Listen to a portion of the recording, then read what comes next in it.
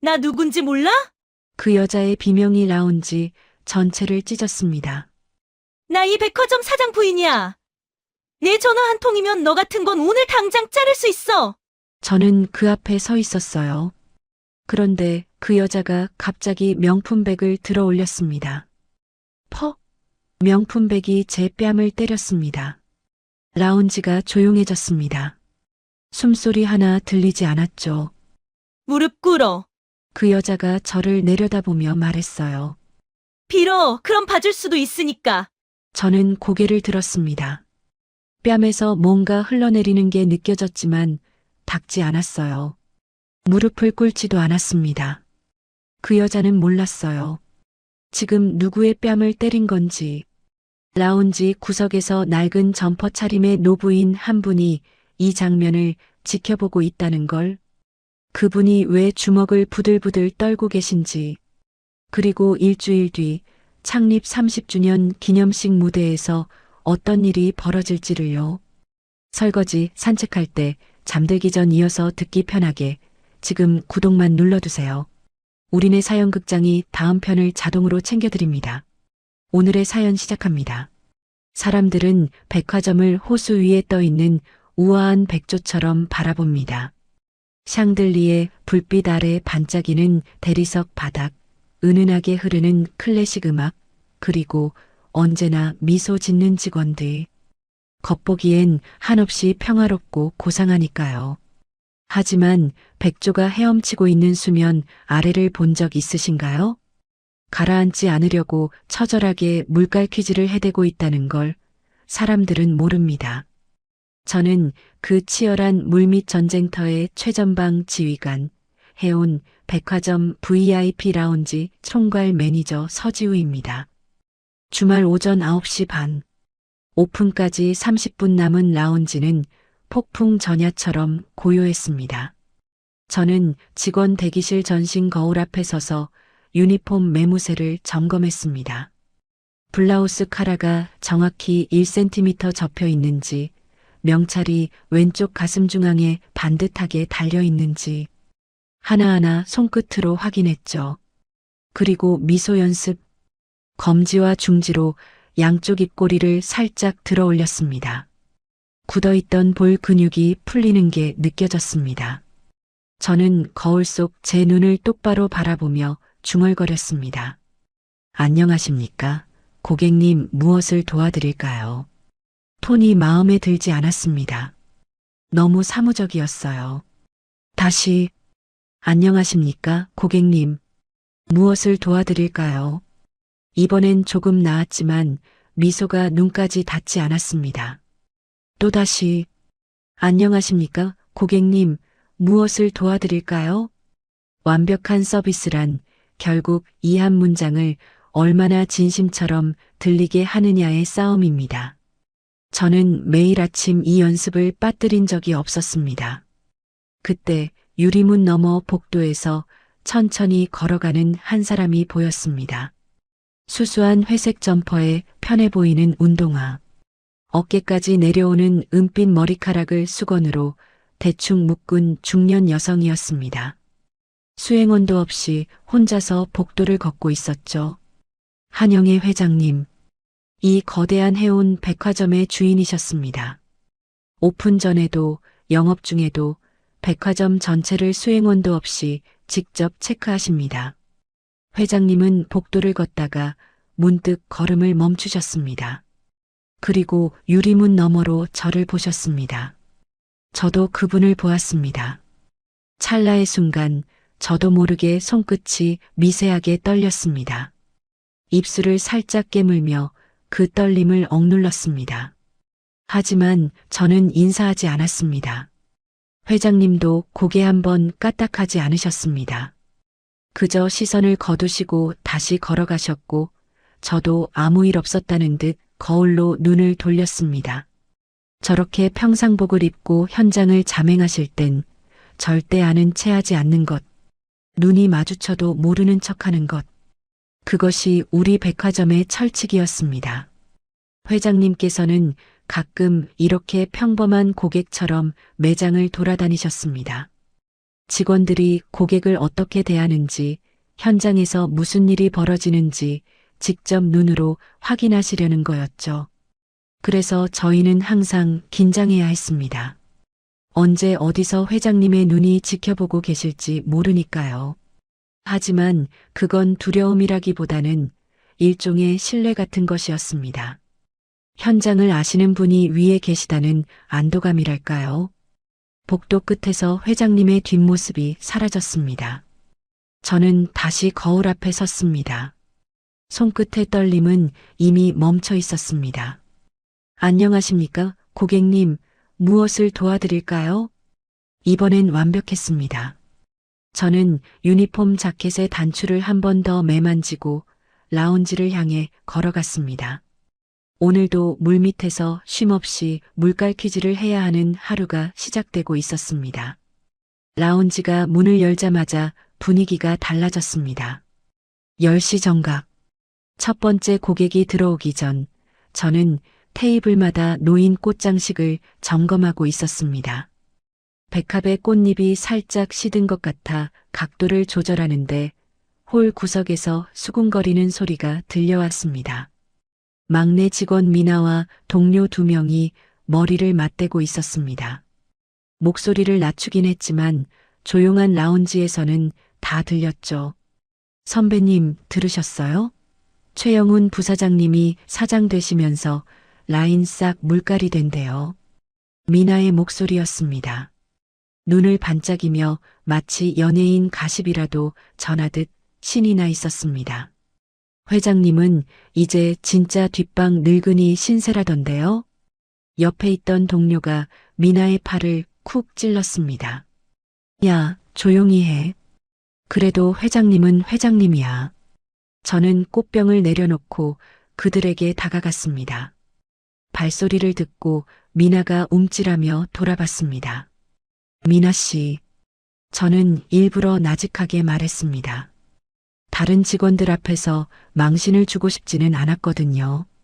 고객님들 들어오시는 공간이야. 입 조심해. 회장님이 힘이 있든 없든 우리가 모셔야 할 건 고객이야. 알겠지? 미나는 고개를 숙였습니다. 네. 하지만 제가 돌아서자마자 미나가 입을 삐죽거리는 게 유리에 비쳤습니다. 동료들끼리 눈짓을 주고받는 것도요. 어린 친구들이니까 라고 저는 속으로 되뇌었습니다. 아직 이 바닥이 어떻게 돌아가는지 모르니까 저러는 거라고요. 하지만 씁쓸한 기분은 어쩔 수 없었습니다. 불과 1년 전만 해도 저런 대화는 상상도 못했거든요. 해온 백화점에 이상한 바람이 불기 시작한 건 최영훈 부사장님이 사장으로 승진한 직후부터였습니다. 전문 경영인 출신인 그는 취임하자마자 자기 사람들을 곳곳에 심었고 회장님의 측근들은 하나둘 밀려났습니다. 회장님께서 은퇴를 준비하신다는 소문도 돌았죠. 사실인지는 몰랐지만 분위기만 봐도 권력의 추가 어디로 기울고 있는지는 명확했습니다.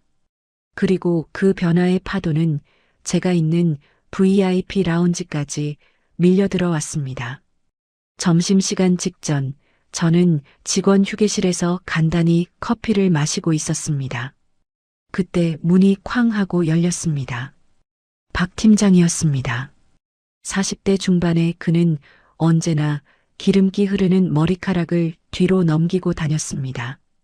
직원들 사이에서는 윗사람 앞에서만 허리가 90도로 꺾이는 사람이라는 소문이 파다했죠. 오늘따라 그의 얼굴에는 알 수 없는 흥분이 가득했습니다. 손에는 오늘 아침 신문이 들려 있었고요. 휴게실에 있던 직원 5-6명이 일제히 그쪽을 쳐다봤습니다. 자자, 주목. 박 팀장이 신문을 펄럭이며 소리쳤습니다. 오늘 아침 신문 봤어? 최영훈 사장님 기사가 일면이다. 해온 그룹의 새 시대를 열적임자. 뭐 이런 헤드라인이야. 그는 신문을 테이블 위에 탁 내려놓으며 직원들을 둘러봤습니다. 이게 무슨 뜻인지 감이 안 와? 이제 해온의 실세는 최 사장님이라는 거야. 회장님은 이름만 회장이지 실권은 다 넘겼다는 말이야. 직원들이 서로 눈치를 봤습니다. 저는 커피잔을 내려놓고 박 팀장을 바라봤습니다. 그의 눈이 이상하게 반짝이고 있었습니다. 저건 충성심이 아니었습니다. 기회주의자의 눈빛이었죠. 박 팀장은 목소리를 한층 높였습니다. 그래서 말인데 이제부터 매뉴얼 따위 융통성 있게 해.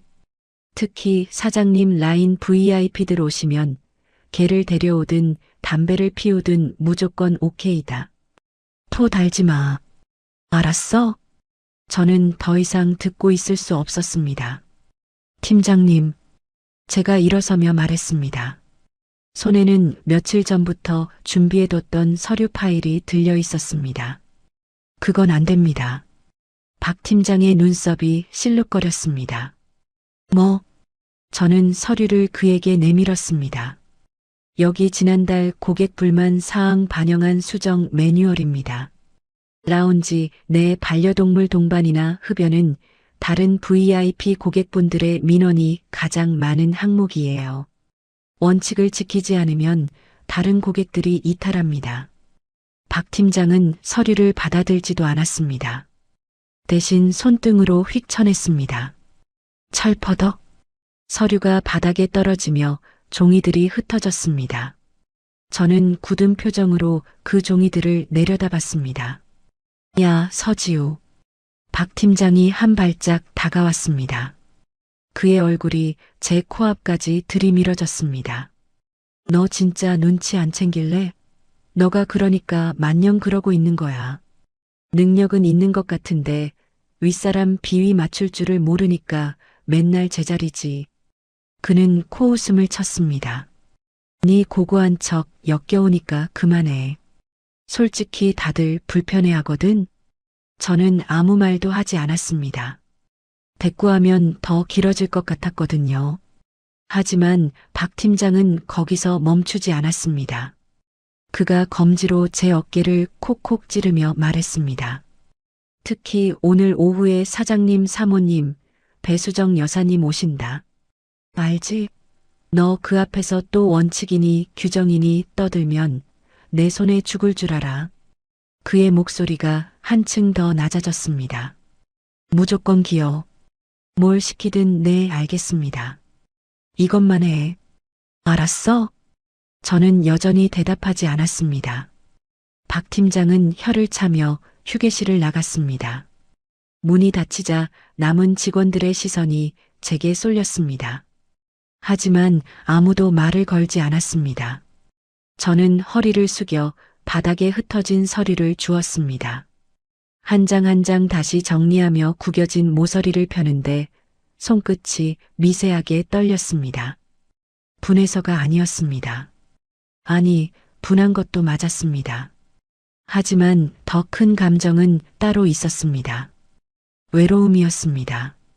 이 넓은 백화점에서 원칙을 지키려는 사람이 저 혼자뿐인 것 같은 기분. 제가 틀린 건지 세상이 틀린 건지 헷갈리는 그 막막함.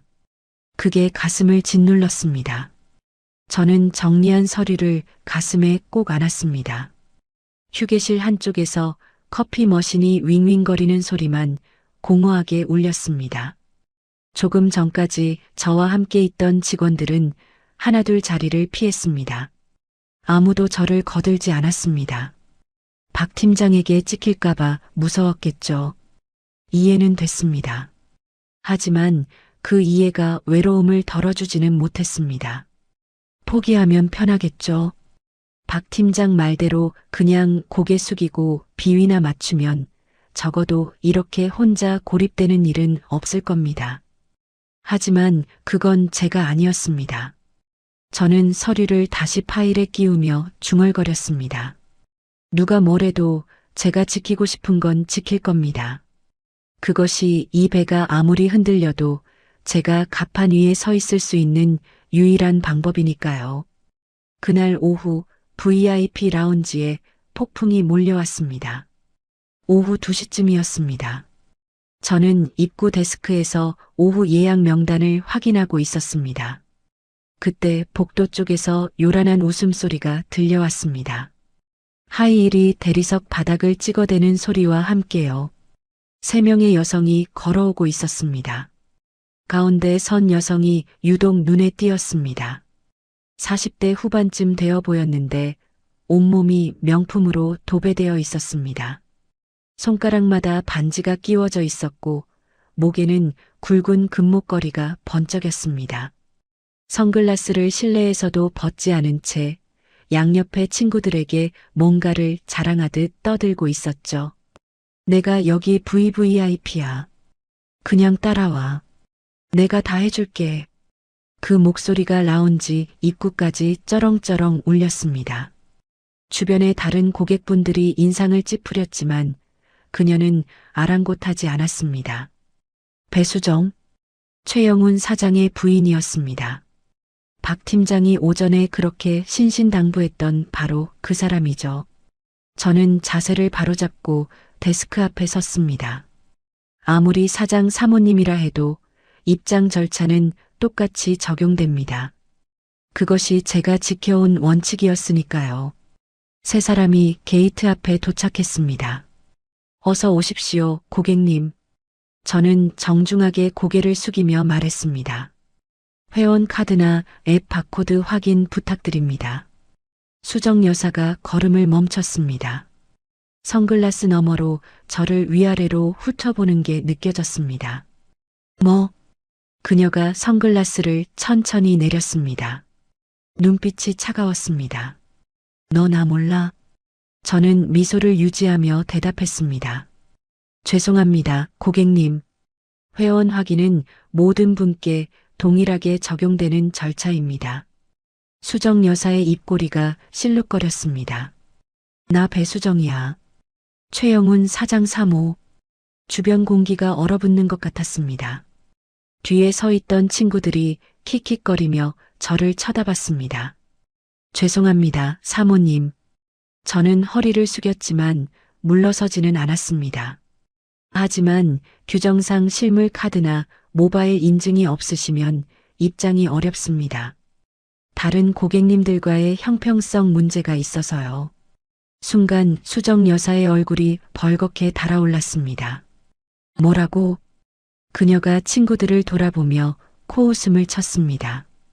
야, 얘 좀 봐라. 사장 사모한테 카드 내놓으라는 거야. 지금. 친구들이 맞장구를 쳤습니다. 세상에 요즘 직원 교육이 어떻게 된 거야? 글쎄 말이야. 눈치가 없어도 이렇게 없을 수가. 수정 여사가 다시 저를 향해 돌아섰습니다. 한 발짝 다가오더니 얼굴을 들이밀었습니다. 진한 향수 냄새가 코를 찔렀습니다. 야, 잘 들어. 내 얼굴이 카드야. 내 얼굴이 명함이고 보증수표라고. 알아들어? 저는 대답하지 않았습니다. 대신 시선을 피하지 않고 그녀를 똑바로 바라봤습니다. 그 시선이 더 화를 돋운 모양이었습니다. 수정 여사가 검지를 들어 제 가슴에 달린 명찰을 툭툭 찔렀습니다. 손톱 끝이 명찰을 넘어 제 가슴팍까지 파고들었습니다. 서지우? 한 글자 한 글자 또박또박 읽으며 그녀가 비웃었습니다. 이름 외웠어. 너 내가 남편한테 전화 한 통하면 어떻게 되는지 알지? 오늘 중으로 짐 싸게 해줄까? 저는 입술을 깨물었습니다.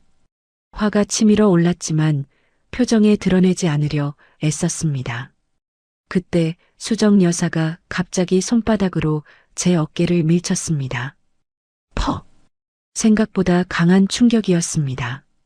저는 중심을 잃고 휘청거렸습니다. 간신히 데스크 모서리를 잡고 쓰러지지 않았지만 무릎이 꺾이는 바람에 자세가 흐트러졌습니다. 들어와, 얘들아. 수정 여사는 막무가내로 게이트를 밀고 지나갔습니다. 정말 급이 떨어지네. 직원 수준 좀 봐. 친구들이 킥킥대며 그 뒤를 따랐습니다.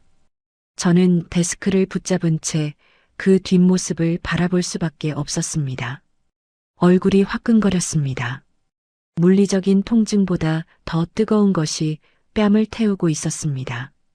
모멸감이었습니다. 수십 명의 고객들이 지켜보는 앞에서 밀쳐지고 조롱당하고 아무런 대응도 못한 자신이 한심했습니다. 저는 흐트러진 유니폼 자켓을 여미며 천천히 일어섰습니다. 목을 가다듬고 아무 일도 없었다는 듯 자세를 바로잡았습니다. 그때 시야 끝에 뭔가가 스쳤습니다. 로비 쪽 기둥 뒤에 한 사람이 서 있었습니다. 회색 점퍼에 낡은 운동화, 손에는 작은 쇼핑백 하나. 아침에 복도에서 스쳐 지나갔던 바로 그 모습이었습니다. 한영애 회장님. 회장님의 얼굴이 싸늘하게 굳어 있었습니다. 평소에 온화한 기운은 온데간데 없고 눈빛이 날카롭게 빛나고 있었습니다. 입술이 꽉 다물어져 있었고 쇼핑백을 쥔 손에 핏줄이 붉어져 있었습니다. 한 발짝 회장님이 이쪽으로 걸음을 떼려는 게 보였습니다. 저는 황급히 고개를 저었습니다. 안 됩니다. 오시면 안 됩니다. 저는 입꼬리를 억지로 끌어올려 미소를 만들었습니다. 괜찮습니다. 라는 신호였습니다. 제발 그냥 지나가 주세요. 라는 간절한 눈빛이었습니다. 회장님의 발걸음이 멈췄습니다. 한참을 저를 바라보시더니 이윽고 입술을 깨무셨습니다. 그리고 천천히 등을 돌리셨습니다. 그 뒷모습이 기둥 뒤로 사라질 때까지 저는 그 자리에 서서 미소를 유지했습니다. 회장님이 완전히 사라지고 나서야 저는 조용히 고개를 숙였습니다. 참아야 합니다. 저는 속으로 되뇌었습니다. 지금 회장님이 나서시면 제가 그동안 쌓아온 모든 것이 물거품이 됩니다. 사람들은 제 능력이 아니라 뒷배경을 볼 것이고 저는 영원히 그 그늘에서 벗어나지 못하겠죠. 그건 원하지 않았습니다. 저는 제 힘으로 이 자리에 섰고 제 힘으로 인정받고 싶었습니다. 그래서 참았습니다. 뜨거운 것이 눈 안쪽에서 차올랐지만 저는 고개를 들고 다시 데스크 앞에 섰습니다. 다음 고객이 다가오고 있었습니다. 어서 오십시오, 고객님. 무엇을 도와드릴까요? 제 목소리는 여전히 완벽했습니다. 적어도 겉으로는요. 그 일이 있은 후 배수정 여사는 매일 라운지에 나타났습니다. 처음엔 우연인가 싶었습니다. 사장 사모님이니 자주 오실 수도 있겠다고 생각했죠. 하지만 사흘이 지나고 나흘이 지나면서 확신이 들었습니다. 저를 괴롭히러 오는 거였습니다. 첫 번째 날, 수정 여사가 창가 자리에 앉아 아이스 아메리카노를 주문했습니다. 저는 직접 서빙을 했습니다. 최대한 정중하게 흠잡을 곳 없이요. 아이스 아메리카노 나왔습니다, 고객님. 수정 여사는 대답도 없이 컵을 받아들었습니다. 한 모금 마시더니 갑자기 손목을 비틀었습니다. 철컥. 컵이 기울어지며 얼음이 바닥으로 쏟아졌습니다. 투명한 얼음 조각들이 대리석 위로 흩어지며 차가운 소리를 냈습니다. 어머, 손이 미끄러졌네. 수정 여사가 천연덕스럽게 말했습니다. 눈에는 비웃음이 가득했죠. 서 매니저, 와서 좀 닦지? 저는 아무 말 없이 걸레를 가지러 갔습니다. 최대한 빨리 처리하고 싶었습니다. 그런데 걸레를 들고 돌아오자 수정 여사가 손을 저었습니다. 아니야, 그거 말고. 그녀가 테이블 위에 물티슈 케이스를 가리켰습니다. 저걸로 해. 한 장 한 장 닦아. 내 눈앞에서 깨끗하게. 저는 멈칫했습니다.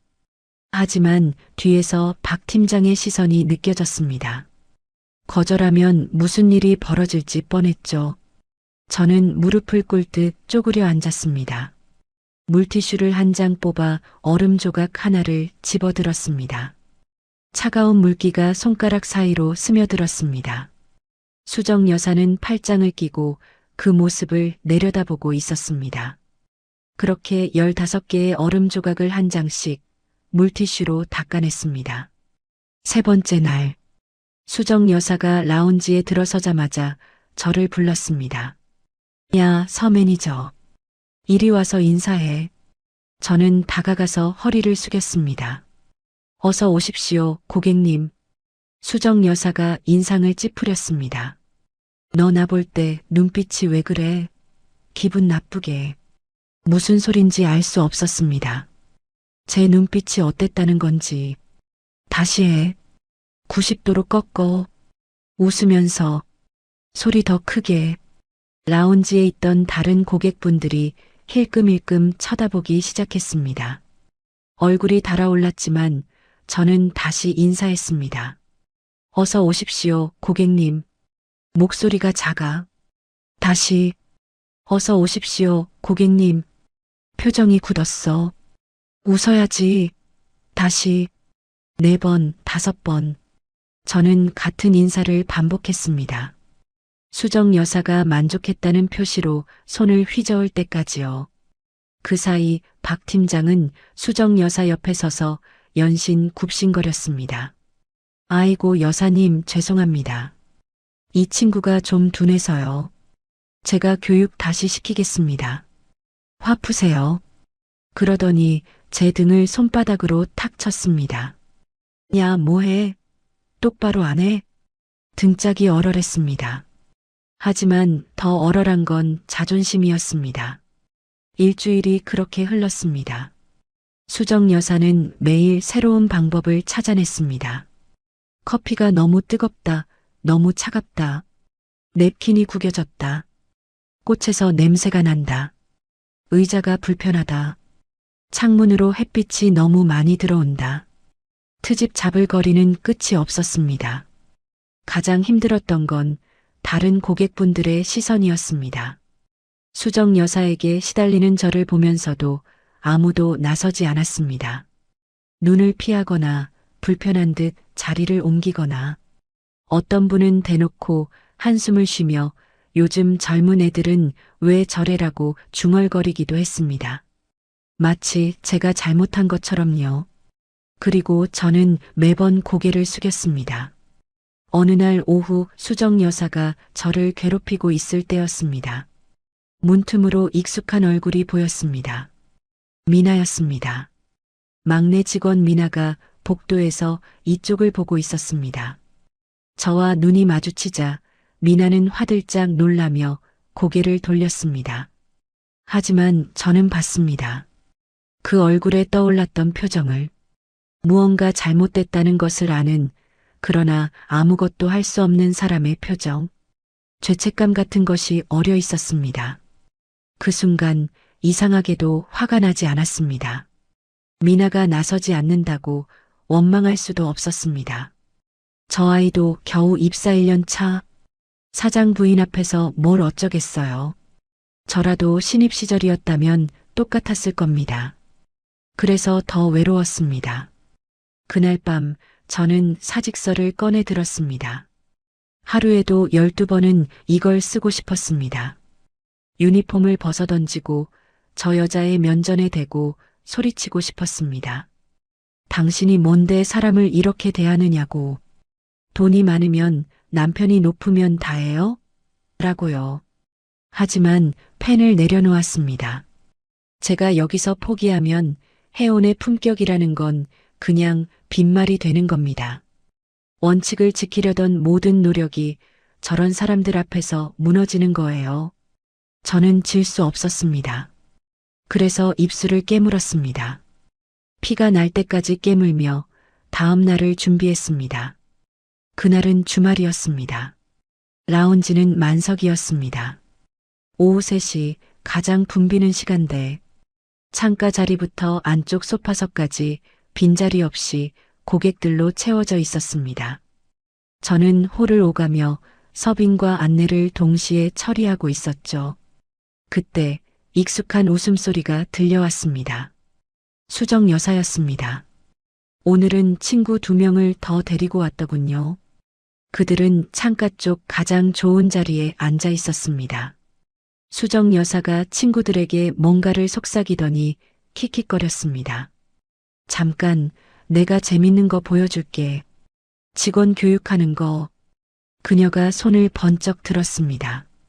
야, 서매니저. 이리 와. 라운지 전체에 울릴 만큼 큰 소리였습니다. 주변 고객들이 일제히 고개를 돌렸습니다. 저는 숨을 한번 고르고 커피 쟁반을 들고 다가갔습니다. 부르셨습니까, 고객님? 수정 여사가 테이블 위에 커피잔을 가리켰습니다. 이거 왜 이래? 커피가 미지근하잖아. 김도 안 나고.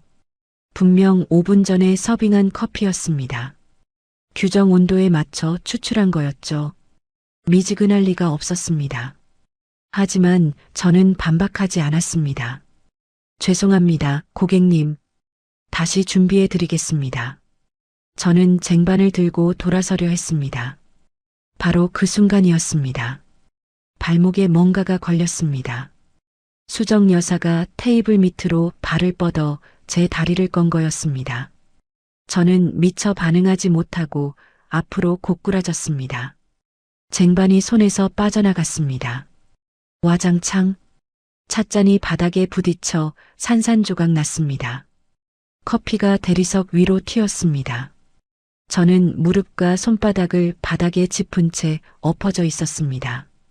손바닥에 따끔한 통증이 느껴졌습니다. 깨진 잔 조각에 베인 것 같았습니다. 라운지가 순간 조용해졌습니다. 아! 수정 여사가 벌떡 일어나며 소리를 질렀습니다. 내 백.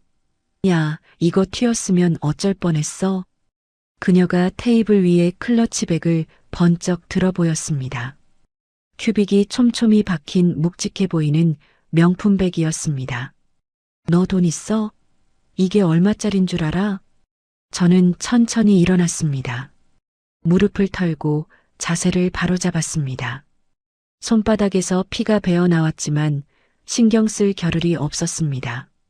고객님, 확인해 보니 베개는 튀지 않았습니다. 저는 최대한 차분하게 말했습니다. 놀라게 해드려 죄송합니다. 수정 여사의 눈이 가늘어졌습니다. 뭐, 안 튀었으면 끝이야? 내가 얼마나 놀랐는데. 너 그 태도가 뭐야? 그녀가 한 발짝 다가왔습니다. 무릎 꿇어. 저는 귀를 의심했습니다. 지금 당장 여기서 무릎 꿇고 빌어. 그러면 내가 봐줄게. 주변이 웅성거리기 시작했습니다. 다른 고객들이 수군대는 소리가 들렸습니다. 하지만 아무도 나서지 않았습니다. 저는 고개를 들었습니다. 고객님, 제 목소리가 생각보다 단단하게 나왔습니다. 제 실수에 대해서는 사과드립니다. 하지만 무릎을 꿇을 일은 아닙니다. 수정 여사의 얼굴이 일그러졌습니다. 뭐라고? 저는 고객님의 노예가 아닙니다. 직원입니다. 순간 라운지의 공기가 얼어붙었습니다. 수정 여사의 얼굴이 시뻘겋게 달아올랐습니다. 입술이 파르르 떨리더니 이성의 끈이 끊어지는 게 눈에 보였습니다. 뭐, 노예, 이게 진짜. 그녀가 테이블 위에 클러치백을 움켜쥐었습니다. 저는 본능적으로 뭔가 잘못됐다는 걸 느꼈습니다. 하지만 피할 틈이 없었습니다. 수정 여사가 백을 들어 올렸습니다. 그리고 제 얼굴을 향해 힘껏 휘둘렀습니다. 퍼! 둔탁한 소리가 라운지 전체에 울려 퍼졌습니다. 고개가 옆으로 꺾이고 시야가 하얗게 번쩍였다가 깜깜해졌습니다. 뺨에서 뜨거운 것이 터져나오는 느낌이었어요. 큐빅 장식이 살을 찢고 지나간 것 같았습니다. 저는 비틀거리며 손으로 뺨을 감싸쥐었죠. 손바닥에 끈적한 액체가 묻어났습니다. 피었어요. 라운지가 완전한 정적에 빠지고 누군가 숨을 헉 들이키는 소리만 들렸습니다. 저는 흐릿한 시야 속에서 고개를 들었습니다. 라운지 입구 쪽에 누군가 서 있었죠. 회색 점퍼, 낡은 운동화, 손에 쇼핑백 하나, 한영의 회장님이었습니다. 회장님의 얼굴이 창백하게 질려 있었습니다. 눈이 크게 떨리고 있었습니다. 한 발짝 이쪽으로 다가오시려는 게 보였습니다. 당장이라도 달려오실 것 같았습니다. 안 됩니다. 저는 필사적으로 고개를 저었습니다. 오시면 안 됩니다. 제발. 피가 흐르는 뺨을 감싼 채 저는 있는 힘을 다해 눈빛으로 신호를 보냈습니다. 회장님이 멈추셨습니다. 치맛자락을 움켜쥔 손이 부들부들 떨리고 있었습니다. 입술을 깨물고 계셨습니다. 얼굴 전체가 고통으로 일그러져 있었습니다. 하지만 회장님은 오시지 않았습니다. 저는 그 자리에 서서 피 흐르는 얼굴로 버텼습니다. 수정 여사가 뭔가를 더 소리치고 있었지만 귀에 들어오지 않았습니다. 세상의 모든 소리가 물속에 잠긴 것처럼 멀게만 느껴졌습니다. 다만 한 가지만은 확실했습니다. 이제 돌이킬 수 없는 선을 넘었다는 것. 지하 주차장 구석, 직원 휴게 공간. 저는 낡은 플라스틱 의자에 혼자 앉아 있었습니다. 편의점에서 산 얼음컵을 부어오른 뺨에 대고 있었죠. 차가운 기운이 스며들 때마다 상처가 욱신거렸습니다. 라운지에서 내려온 지 30분쯤 됐을까요? 응급처치는 거절했습니다. 병원도 가지 않겠다고 했습니다. 그냥 혼자 있고 싶었습니다. 휴게 공간은 주차장 가장 구석에 있었습니다. 형광등 하나가 깜빡거리고 환풍기 돌아가는 소리만 웅웅거렸습니다. 매연 냄새가 희미하게 배어 있었지만 아무도 찾아오지 않는 이 공간이 지금은 유일한 피난처였습니다. 그때 발소리가 들렸습니다. 또각, 또각. 저는 반사적으로 고개를 들었습니다. 한영의 회장님이었습니다. 저는 화들짝 놀라 벌떡 일어났습니다. 얼음컵이 손에서 미끄러져 바닥에 떨어졌습니다. 회장님, 흐트러진 모습을 감추고 싶었습니다. 피 묻은 유니폼, 부어오른 뺨, 찢어진 입술. 이런 꼴을 보여드리고 싶지 않았습니다.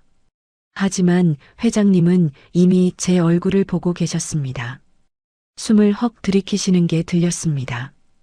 회장님의 손이 움직였습니다. 당장이라도 제게 다가와 무언가를 하시려는 것 같았습니다.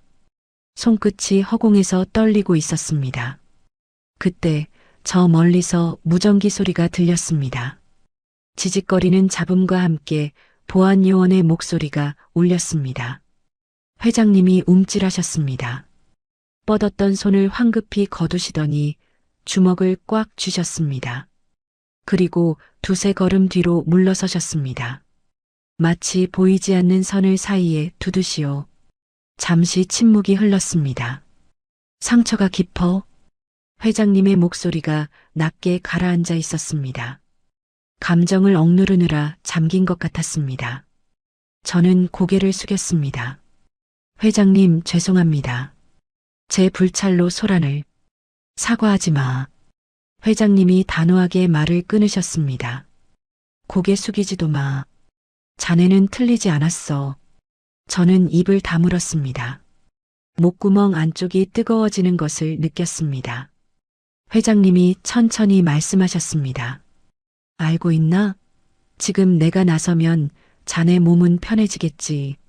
저들을 당장 내쫓을 수도 있어. 저는 고개를 들었습니다. 하지만 회장님의 눈빛이 무겁게 가라앉아 있었습니다. 자네가 그토록 지키고 싶어 했던 것, 스스로의 힘으로 일어서겠다던 그 다짐. 그건 끝이야. 사람들은 자네를 낙하산이라고 손가락질하겠지. 회장님이 잠시 말을 멈추셨습니다. 그 모욕 괜찮겠어? 저는 눈물이 차오르는 것을 느꼈습니다. 하지만 흘리지 않았습니다. 꾹 참았습니다. 견디겠습니다. 제 목소리가 갈라졌습니다. 제가 틀리지 않았다는 걸 제 힘으로 증명해 보이겠습니다. 회장님은 대답하지 않으셨습니다.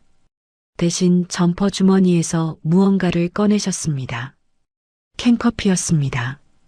따뜻한 캔커피 하나. 회장님은 그것을 제 옆 테이블 위에 탁 내려놓으셨습니다. 캔을 내려놓는 손끝이 미세하게 떨리고 있었습니다. 저는 그 손을 바라봤습니다. 회장님은 아무 말도 하지 않으셨습니다. 더 이상 지체하면 무언가 무너질 것 같다는 듯 급하게 몸을 돌리셨습니다. 그리고 왔던 길을 따라 빠르게 걸어가셨습니다. 저는 그 뒷모습을 바라봤습니다. 회장님의 어깨가 작게 떨리고 있었습니다. 발걸음이 주차장 어둠 속으로 사라질 때까지 저는 그 자리에 서 있었습니다. 그리고 천천히 캔커피를 집어들었습니다. 따뜻했습니다. 자판기에서 막 뽑은 것처럼 손바닥에 온기가 전해졌습니다. 해온 그룹의 회장님이 말단 직원에게 캔커피를 건네실 이유가 뭘까요? 아무도 보지 않는 주차장 구석까지 찾아오셔서 상처를 확인하시고 눈물을 참으며 돌아가실 이유가요. 저는 캔을 양손으로 감싸쥐었습니다. 저에겐 이 작은 온기가 거대한 그룹 총수의 격렬하기보다는 무언가 다른 것처럼 느껴졌습니다. 저는 캔커피를 가슴에 안았습니다. 다시 일어설 수 있을 것 같았습니다. 다음 날 오전 저는 사장실로 호출됐습니다. 비서가 안내한 사장실은 라운지보다 더 화려했습니다. 통유리 너머로 도시 전경이 펼쳐져 있었고 벽에는 값비싼 그림들이 걸려 있었습니다. 카펫은 발이 푹푹 빠질 정도로 두꺼웠죠. 최영훈 사장은 거대한 책상 뒤에 앉아 있었습니다. 다리를 꼬고 가죽 의자에 깊숙이 기대어 저를 내려다보고 있었습니다. 마치 벌레를 보는 것 같은 눈빛이었습니다. 저는 아직 부어있는 얼굴로 그 앞에 섰습니다. 뺨의 상처는 밴드로 겨우 가린 상태였습니다. 서지우 매니저. 최 사장이 입을 열었습니다. 차갑고 거만한 목소리였습니다. 자네 감히 누구한테 훈계질이야? 저는 대답하지 않았습니다. 무슨 말을 해도 소용없을 것 같았거든요. 최 사장이 책상 위에 서류를 집어들었습니다. 내 집사람이 얼마나 놀랐는지 알아? 지금 병원에 입원해 있어. 정신적 충격으로. 저는 속으로 코웃음을 쳤습니다. 정신적 충격이라니. 사람을 때려놓고 정신적 충격을 받았다고요. 사장님, 저는 최대한 차분하게 말했습니다. 폭행을 당한 건 저입니다. CCTV를 확인해 보시면. 쾅! 최 사장이 책상을 내리쳤습니다. 서류와 펜이 튀어 올랐습니다. 말대꾸야. 그가 벌떡 일어났습니다. 네가 맞을 짓을 했으니까 맞은 거 아니야? 고객한테 무슨 태도야? 무릎 꿇으라는데 안 꿇어? 저는 입술을 깨물었습니다. 손톱이 손바닥에 파고들었습니다. 최 사장이 책상을 돌아 제 앞으로 왔습니다. 그의 구두가 카펫을 밟는 소리가 유난히 크게 들렸습니다. 자, 내가 기회를 줄게. 그가 손가락으로 제 어깨를 툭툭 쳤습니다. 지금 당장 병원으로 가. 내 집사람 앞에서 무릎 꿇고 사과해. 사진 찍어서 나한테 보내고. 저는 고개를 들어 그를 바라봤습니다. 안 그러면? 최 사장의 입꼬리가 올라갔습니다. 안 그러면 너뿐만 아니라 네 밑에 있는 팀원들까지 싹 다 지방 물류 창고로 유배 보낼 거야. 충청도 산골짜기에 있는데 알지? 거기서 평생 박스나 나르게 해줄게. 그가 한 발짝 더 다가왔습니다. 네가 다 망치는 거야. 알았어? 네 고집 때문에 애꿎은 사람들이 피해보는 거라고. 저는 떨렸습니다. 팀원들 얼굴이 떠올랐습니다. 미나 그리고 다른 후배들. 입사한 지 얼마 안 된 신입들. 아직 사회가 뭔지도 모르는 어린 친구들. 그 아이들이 산골짜기 물류창고로 쫓겨가는 모습을 상상하니 가슴이 찢어지는 것 같았습니다. 무릎을 꿇을까? 순간 그런 생각이 스쳤습니다. 그냥 사진 한 장 찍으면 끝나는 거 아닌가? 팀원들을 지키려면 어쩔 수 없는 거 아닌가? 고작 사진 한 장에 무릎 한 번 꿇는 게 그렇게 어려운 일인가? 최 사장이 제 망설임을 읽었는지 비웃듯 말했습니다. 현명한 선택하자. 자존심 밥 먹여주냐? 살아남는 게 먼저야. 그 말이 오히려 저를 깨웠습니다. 하지만 제 안에서 무언가가 버티고 있었습니다. 여기서 무릎을 꿇으면 저는 평생 무릎 꿇고 살아야 합니다. 저런 사람들 앞에서 영원히 고개를 들지 못하게 되는 겁니다. 그리고 그건 차라리 죽는 것보다 못한 삶이었습니다. 사장님, 제 목소리가 생각보다 단단하게 나왔습니다. 제 존엄까지 팔 수는 없습니다. 팀원들은 제 방식대로 지키겠습니다. 최 사장의 얼굴이 일그러졌습니다. 저는 무릎 꿇지 않겠습니다. 정적이 흘렀습니다. 최 사장의 눈이 가늘어졌습니다. 입꼬리가 실룩거리더니 이윽고 차가운 웃음이 새어나왔습니다. 좋아. 너가 선택한 거다. 그가 돌아서며 말했습니다. 후회하지 마. 다음 날 아침 직원 게시판에 인사 발령 공고가 붙었습니다. 저는 사람들 틈을 비집고 들어가 제 이름을 찾았습니다. 그리고 얼어붙었습니다. 서지호. VIP 라운지 총괄 매니저에서 지하 4층 주차관리팀으로 전보 발령. 사유 고객 응대 미숙. 고객 응대 미숙. 7년 동안 라운지를 지켜온 제가 고객 응대 미숙이라니. 수십 번의 고객 칭찬 편지를 받았고 분기마다 우수 사원으로 뽑혔던 제가요. 주변에서 수군대는 소리가 들렸습니다. 저 사람 아니야? 사장님 사모님한테. 야, 조용히 해. 들리겠다. 근데 진짜 대단하다. 사장 부인한테 대들다니. 무슨 배짱이야? 배짱이 아니라 무모한 거지. 결국 적골 됐잖아. 저는 뒤통수가 따가웠습니다. 하지만 돌아보지 않았습니다. 그 자리에서 몸을 돌려 묵묵히 걸어갔습니다. 그날 오후 저는 지하 4층으로 내려갔습니다. 엘리베이터 문이 열리자 매연 냄새가 코를 찔렀습니다. 형광등 불빛은 칙칙했고 환기구에서 나오는 바람은 기름 냄새를 머금고 있었습니다. 관리실에서 유니폼을 받았습니다. 때 묻은 형광 조끼와 낡은 모자, 그리고 경광봉. 조끼에서는 이전 사용자의 땀 냄새가 났습니다. 모자는 챙이 해져 있었습니다.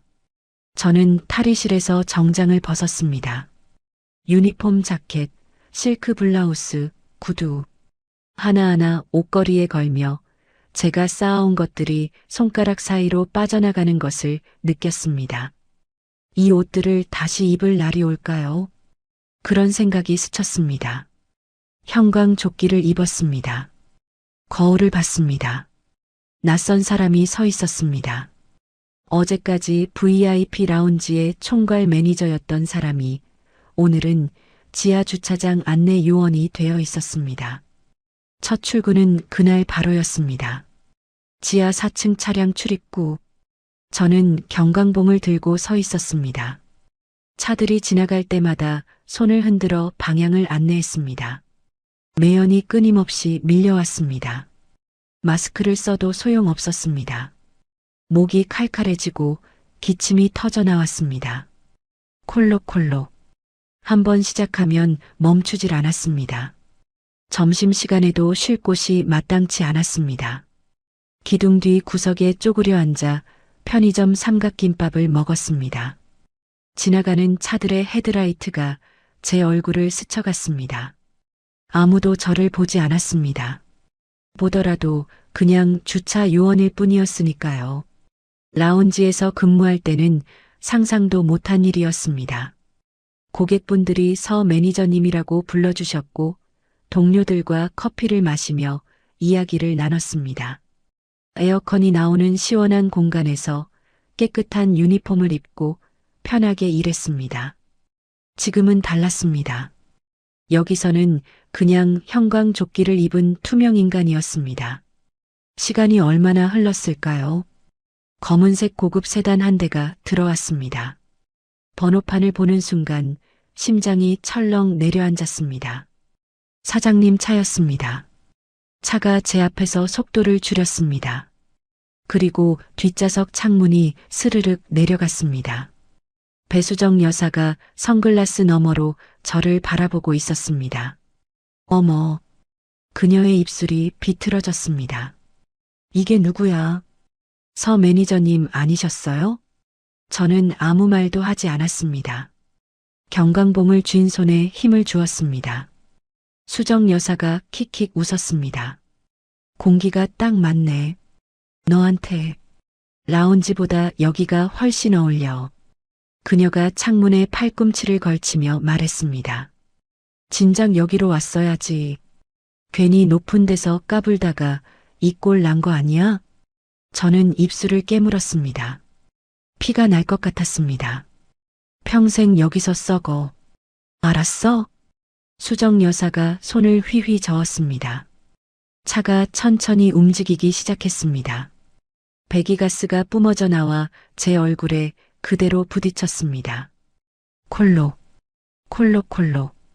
저는 기침을 하며 그 자리에 서 있었습니다. 차가 경사로를 올라가 시야에서 사라질 때까지 저는 움직이지 않았습니다. 굴욕이었습니다. 바닥을 치는 기분이었습니다. 더 이상 내려갈 곳이 없을 것 같았습니다. 7년간 쌓아온 모든 것이 한순간에 무너져 내렸습니다. 하지만 이상하게도 눈물은 나지 않았습니다. 울면 지는 거라고 생각했습니다. 저 여자가 원하는 게 바로 제가 무너지는 모습일 테니까요. 그 만족감을 주고 싶지 않았습니다. 대신 가슴 한구석에서 뜨거운 것이 타오르고 있었습니다. 분노도 슬픔도 아닌 것, 도끼였습니다.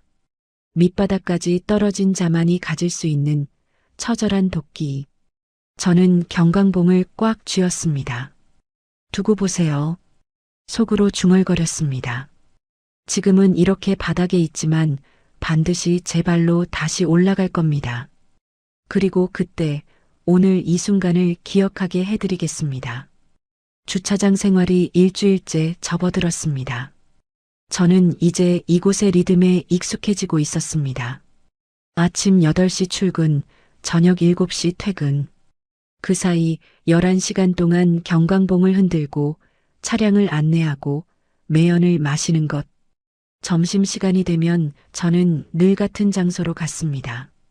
주차장 가장 구석, 굵은 콘크리트 기둥 뒤. 거기엔 버려진 플라스틱 의자 하나가 있었습니다. 먼지가 수북이 쌓여 있었지만 앉을 수는 있었죠.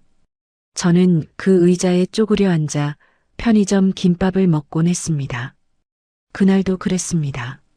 식어 빠진 김밥 한 줄을 뜯어 입에 넣는데 엔진 소리가 들려왔습니다. 익숙한 소리였습니다. 검은색 고급 세단. 사장님 차였습니다. 차가 제가 숨어 있는 기둥에서 멀지 않은 곳에 주차됐습니다. 저는 반사적으로 몸을 움츠렸습니다. 들키고 싶지 않았거든요. 운전석과 조수석 문이 열렸습니다. 2명의 남자가 내렸습니다. 사장님의 수행 기사들이었습니다. 그들은 차에서 내리자마자 담배를 꺼내 물었습니다. 라이터 불이 켜지고 연기가 피어올랐습니다. 아, 죽겠다. 오늘 왔다 갔다 몇 번이야. 한 명이 기지개를 켜며 투덜거렸습니다. 야, 이번 창립 기념일 행사 때 쓸 선물, 트렁크에 다 실었냐? 다른 한 명이 물었습니다. 저는 김밥을 씹다가 멈췄습니다.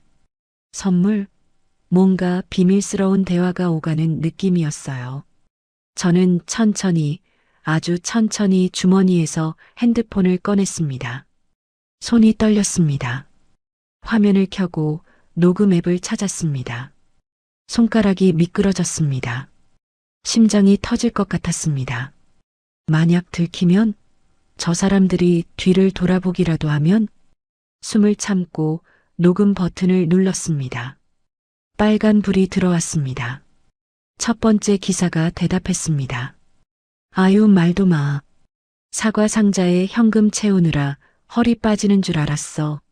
상자마다 5천씩 들었는데 그게 몇 상자야? 저는 숨을 멈췄습니다.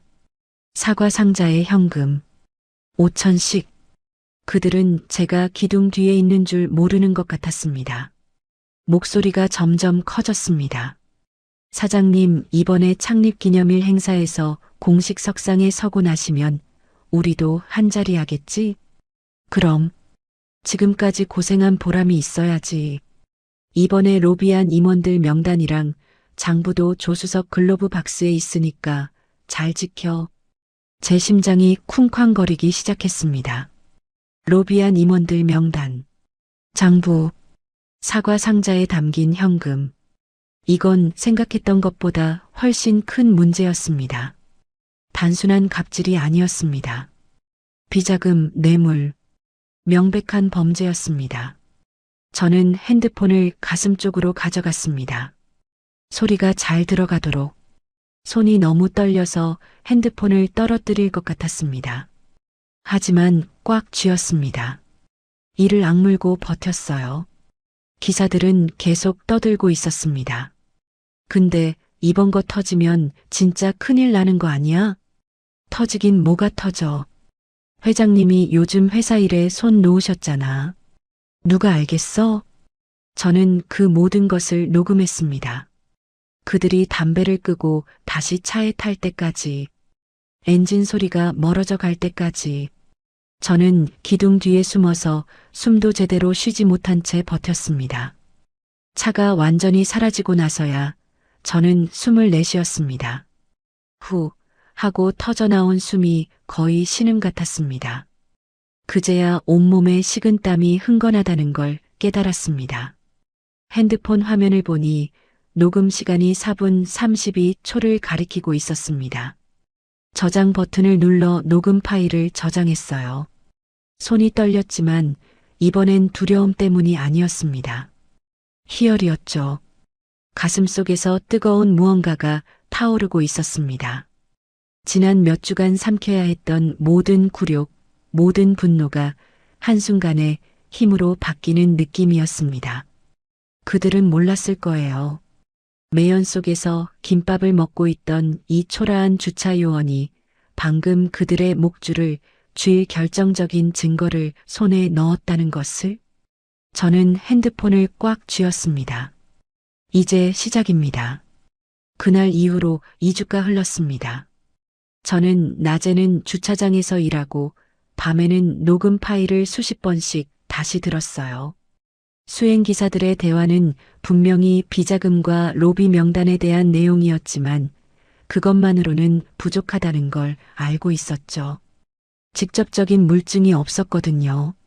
사과 상자에 현금을 채웠다는 말, 글로브 박스에 장부가 있다는 말. 전부 기사들끼리 나눈 대화일 뿐이었습니다. 법정에 가면 그냥 허풍이었다고 발뺌하면 그만이에요. 결정적인 한 방이 필요했습니다. 그리고 무엇보다 제가 맞은 그 장면이 필요했어요. CCTV 영상이요. 하지만 그건 이미 물 건너간 일이었습니다. 사건 직후 박 팀장이 영상을 삭제하라고 지시했다는 소문을 들었거든요. 라운지 CCTV는 일주일 단위로 덮어쓰기가 되니까 지금쯤이면 흔적도 없이 사라졌을 거라고 생각했죠. 그래서 저는 다른 방법을 찾고 있었어요. 목격자 진술을 받을 수 있을까? 그날 라운지에 있던 고객 중 증언해줄 사람이 있을까? 하지만 쉽지 않았습니다. 사장 부인에게 불리한 증언을 해줄 사람이 누가 있겠어요? 초조했습니다. 창립 기념일이 코앞으로 다가오고 있었고 저는 여전히 결정적인 카드를 손에 쥐지 못하고 있었으니까요. 창립 기념일 하루 전 점심시간. 저는 여느 때처럼 주차장 기둥 뒤 의자에 앉아 있었어요. 김밥 포장을 뜯긴 했는데 입맛이 없어서 한두 점 먹다 말았죠. 내일이면 어떻게든 판이 벌어질 텐데 이대로 가도 되는 걸까 하는 생각에 머릿속이 복잡했습니다. 그때 익숙한 발소리가 들려왔어요. 뚜벅, 뚜벅. 일부러 소리를 내며 걷는 발걸음이었죠. 박 팀장이었습니다. 양복 차림에 번쩍이는 구두를 신고 주차장 바닥에 기름때가 묻을까봐 인상을 찌푸리면서도 굳이 여기까지 내려온 거였어요. 목적은 뻔했습니다. 저를 조롱하러 온 거죠. 박 팀장은 제가 앉아있는 의자 앞에 서더니 대뜸 발을 들어 의자 다리를 툭 찼습니다. 야, 서지우. 의자가 흔들리는 바람에 저는 간신히 중심을 잡아야 했어요.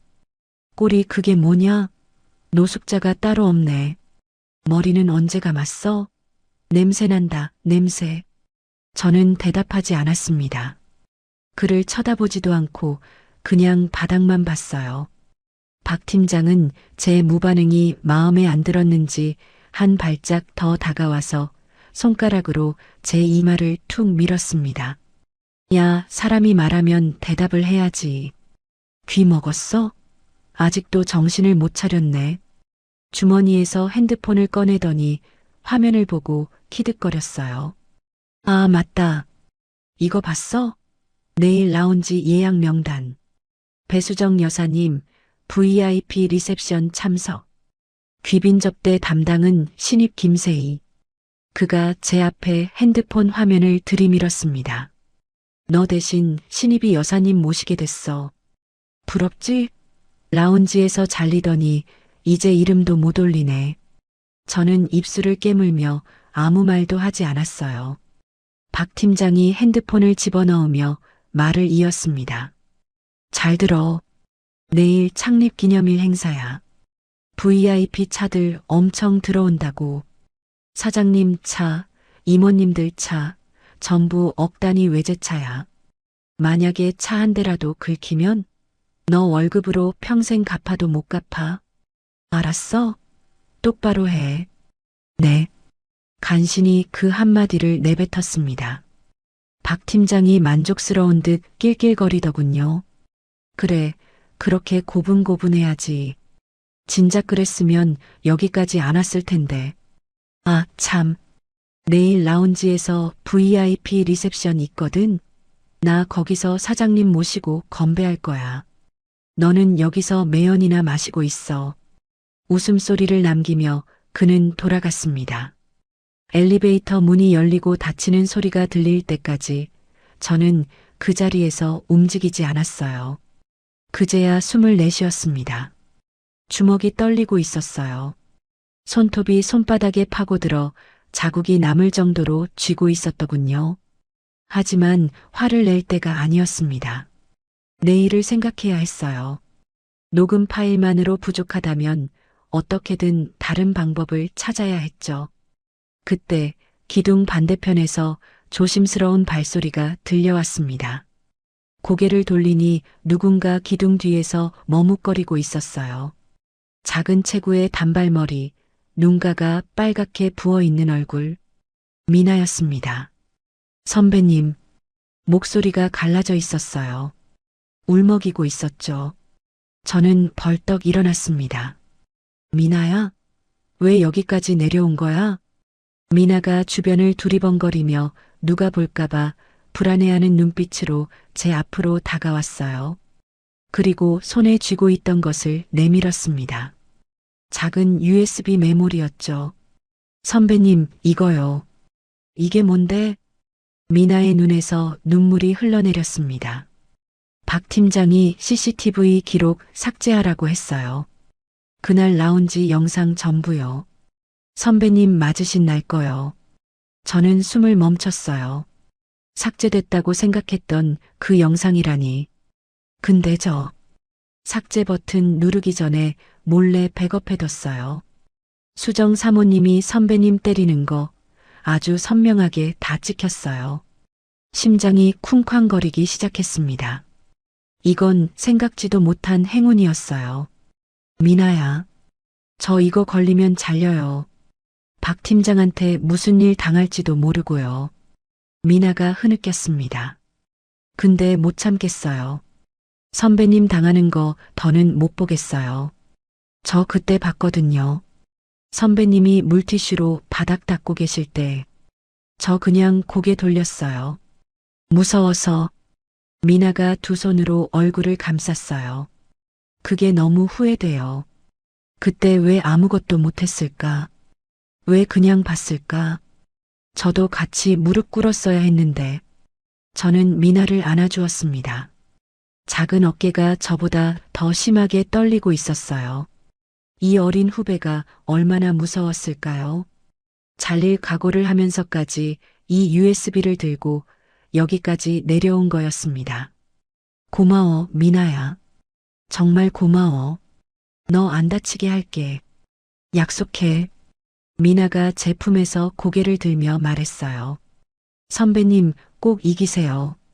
저 같은 애들 많아요. 무서워서 말 못하는 애들. 선배님이 이겨야 저희도 숨 쉴 수 있어요.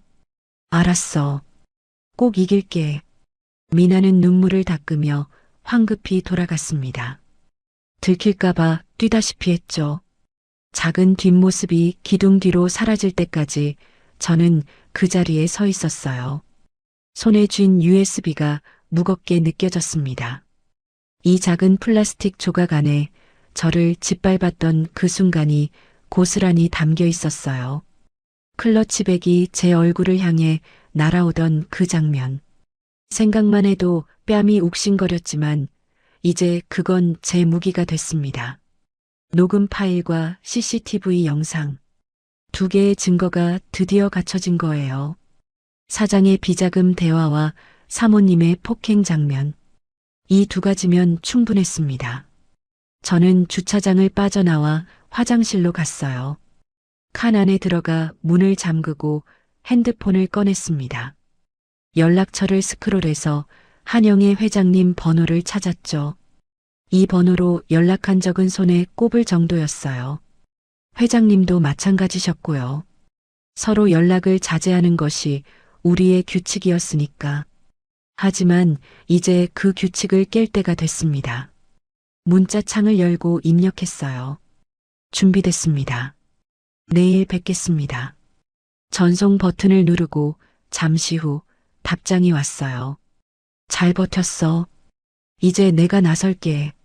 짧은 문장이었지만 가슴이 뜨거워졌습니다. 그 몇 글자 안에 담긴 무게를 저는 알고 있었어요. 그동안 얼마나 마음 졸이셨을지, 얼마나 나서고 싶으셨을지, 그걸 참으며 저를 지켜보셨던 분이니까요. 저도 모르게 핸드폰을 꽉 쥐었습니다. 미나의 얼굴이 떠올랐어요.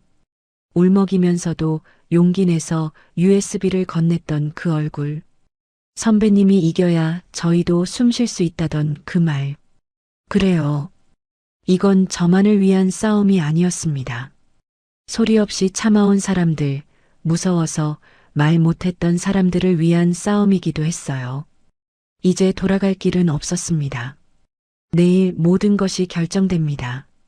창립 30주년 기념일 당일 새벽 5시. 저는 잠을 이루지 못했어요. 밤새 뒤척이다가 결국 새벽 4시에 일어났습니다. 샤워를 하고 아무것도 먹지 못한 채 집을 나섰죠. 거리는 텅 비어 있었고 가로등 불빛만이 희미하게 길을 비추고 있었어요. 백화점에 도착했을 때 건물은 아직 어둠에 잠겨 있었습니다. 직원 출입구로 들어가 지하 탈의실로 향했어요. 이 시간에는 아무도 없었습니다. 형광등이 깜빡거리며 켜지고 차가운 공기가 피부에 닿았죠. 저는 제 사물함 앞에 섰습니다. 자물쇠를 열고 문을 열었어요. 안에는 두 벌의 옷이 걸려 있었습니다. 하나는 예전에 입던 라운지 유니폼, 깔끔하게 다려진 자켓과 블라우스, 단정한 스카프까지 7년 동안 저와 함께했던 옷이었죠. 그리고 그 옆에는 때 묻은 형광 조끼가 걸려 있었습니다. 기름때가 배어 있고 땀 냄새가 밴 조끼. 지난 몇 주간 지하 주차장에서 입었던 것이에요. 저는 한참 동안 두 벌의 옷을 번갈아 바라봤습니다. 오늘 어떤 모습으로 무대에 설까? 라운지 유니폼을 입으면 깔끔해 보이겠죠. 예전에 저 VIP 라운지 총괄 매니저로서의 모습을 되찾을 수 있을 거예요. 적어도 겉보기에는 당당해 보일 겁니다. 하지만 그게 진실일까요? 저는 형광조끼를 꺼내 들었습니다. 이게 지금의 저였어요. 사장 부인에게 뺨을 맞고 지하 주차장으로 쫓겨나고 매연 속에서 김밥을 먹던 사람. 초라하고 비참하고 바닥까지 떨어진 사람. 하지만 거짓말은 하고 싶지 않았습니다. 저는 조끼를 입었어요. 거울 앞에 섰습니다. 형광조끼를 입은 제 모습이 비쳤죠. 화장기 없는 얼굴, 질끈 묶은 머리. 화려함과는 거리가 먼 모습이었어요. 그리고 뺨에 붙어 있던 밴드가 눈에 들어왔습니다. 클러치백에 맞았던 자리. 아직 완전히 아물지 않은 상처를 가리고 있던 밴드였죠. 저는 손을 들어 밴드 끝을 잡았습니다. 잠시 망설였어요.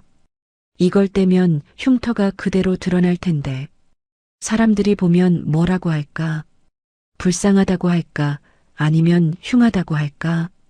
하지만 곧 생각이 바뀌었습니다. 왜 제가 이걸 숨겨야 하죠? 이건 제 잘못으로 생긴 상처가 아니에요. 부당한 폭력의 증거예요. 숨길 이유가 없었습니다.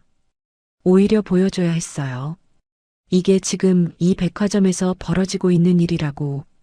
저는 밴드를 떼어냈습니다. 거울 속에서 붉은 흉터가 드러났어요. 아직 붉은기가 가시지 않은 선명한 상처 자국이었죠. 손가락으로 흉터를 만져봤습니다. 살짝 울퉁불퉁한 감촉이 느껴졌어요. 아프지는 않았습니다. 이미 아픈 건 지나갔으니까요. 상처를 가리지 않겠습니다. 이 초라한 복장도 벗지 않겠어요. 이것이 지금 해온 백화점의 현실이니까. 화려한 조명 뒤에 숨겨진 썩어가는 민낯. 저는 그걸 있는 그대로 보여줄 거예요. 포장하지 않고 감추지 않고. 거울 속에 제가 저를 바라보고 있었습니다. 7년 전 이 백화점에 처음 입사했을 때가 떠올랐어요. 그때 저는 25살이었죠. 대학을 갓 졸업하고 설렘과 긴장을 안고 이 건물에 들어섰던 기억이 납니다. 그때 저는 다짐했었어요. 누구의 힘도 빌리지 않고 제 실력으로 인정받겠다고. 회장님의 딸이라는 사실은 절대 밝히지 않겠다고. 그래서 맨바닥부터 시작했습니다. 신입 시절 선배들한테 혼나면서 서빙을 배웠어요. 커피 온도 맞추는 법, 고객 응대하는 법, 클레임 처리하는 법. 하나하나 몸으로 익혔죠. 밤늦게까지 남아서 연습하고 주말에도 출근해서 공부했어요. 그렇게 1년, 2년, 3년이 흘렀습니다. 대리가 됐고 과장이 됐고 마침내 총괄 매니저가 됐어요. 누구도 제 뒤에 누가 있는지 몰랐습니다. 그냥 열심히 하는 직원, 고객들에게 칭찬받는 직원. 그게 저였죠. 그게 제 자존심이었어요. 그런데 지금 저는 어디에 서 있는 걸까요? 형광조끼를 입고 흉터를 드러낸 채 텅 빈 탈의실 거울 앞에 서 있었습니다. 7년간 쌓아온 모든 것이 무너진 자리. 바닥 중에 바닥이었죠. 솔직히 말하면 어젯밤까지도 두려웠어요. 이불 속에서 천장을 바라보며 수백 가지 생각이 머릿속을 스쳐갔습니다. 만약 실패하면 어떡하지?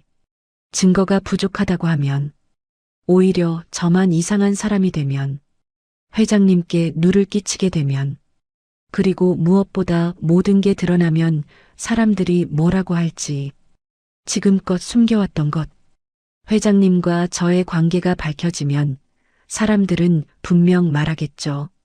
역시 낙하산이었다고. 7년간의 노력은 다 거짓이었다고. 혼자 힘으로 일어선 게 아니었다고. 그 손가락질이 두려웠어요. 제가 그토록 피하려 했던 것. 제 발로 서겠다던 다짐을 배신하는 것 같아서. 하지만 새벽 어둠 속에서 오래 생각했습니다. 정말 중요한 게 뭘까? 남들 시선일까? 아니면 진실일까? 제 자존심일까? 아니면 정의일까? 그리고 깨달았어요. 저 혼자 깨끗한 척하는 게 무슨 소용일까요? 제 손에 진실이 있는데 그걸 숨기고 침묵하는 게 과연 올바른 건지. 미나처럼 무서워서 말 못하는 사람들, 저처럼 짓밟혀도 참아야 했던 사람들. 그들을 위해서라도 저는 말해야 했습니다. 낙하산이라고 손가락질하면 받아들이겠어요. 그게 사실이니까. 그 사실을 숨기고 일한 건 제 선택이었으니까요. 하지만 그렇다고 해서 제가 겪은 일이 사라지진 않아요. 뺨을 맞은 건 사실이고 부당하게 좌천당한 것도 사실이에요. 그리고 그런 일이 이 백화점에서 버젓이 벌어지고 있다는 것도 사실이죠. 저는 그 사실을 말할 거예요. 누가 뭐래도. 그렇게 마음을 정하니 이상하게도 두려움이 사라졌습니다. 오히려 마음이 고요했습니다. 밑바닥까지 떨어져 봤으니까요. 더 이상 잃을 것도 없었습니다. 두려울 것도 없었어요. 떨어질 곳이 없으니 이제 올라가기만 하면 되는 거였죠. 회장님이 보내신 문자가 떠올랐습니다. 잘 버텼어. 이제 내가 나설게. 그래요. 저는 잘 버텼어요. 무릎 꿇으라는 말에도 꿇지 않았고 포기하라는 압박에도 포기하지 않았습니다. 바닥까지 떨어졌지만 바닥에서 다시 일어섰어요. 이제 마지막 한 걸음만 남았습니다. 저는 사물함에서 USB와 핸드폰을 꺼냈어요. 녹음 파일이 저장된 핸드폰, 그리고 미나가 건네준 CCTV 영상이 담긴 USB. 제가 가진 전부였지만 그것으로 충분했습니다. 주머니에 넣고 사물함 문을 닫았어요. 거울을 다시 한번 봤습니다. 형광조끼를 입고 흉터를 드러낸 여자가 서 있었어요. 초라했지만 눈빛만은 흔들리지 않았습니다. 차갑고 단단하고 그 어느 때보다 강렬하게 빛나고 있었죠. 저는 거울 속에 저에게 말했습니다. 오늘 모든 게 끝납니다. 탈의실 문을 열고 나섰어요. 복도 끝에서 희미한 햇살이 들어오고 있었습니다. 새벽이 지나고 아침이 밝아오고 있었죠. 곧 이 건물에 사람들이 들어차고 창립기념일 행사가 시작될 거예요. 저는 천천히 걸음을 옮겼습니다. 발소리가 텅 빈 복도에 울려 퍼졌어요. 한 걸음 한 걸음. 무대를 향해 나아가는 발걸음이었습니다. 더 이상 뒤돌아보지 않았어요. 오전 11시.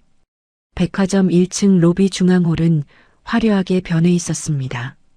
거대한 현수막이 천장에서 내려와 있었고 금빛 조명이 사방을 비추고 있었어요. 붉은 카펫이 입구에서 단상까지 깔려 있었고 양옆으로는 샴페인 글라스를 든 웨이터들이 도열해 있었죠. 해온 백화점 창립 30주년 기념식. 저는 홀 맨 뒤쪽 기둥 그늘에 숨어서 그 광경을 지켜보고 있었어요.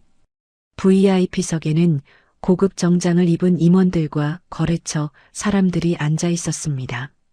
기자들의 카메라 플래시가 쉴 새 없이 터졌고 직원들은 긴장한 표정으로 자기 자리를 지키고 있었죠.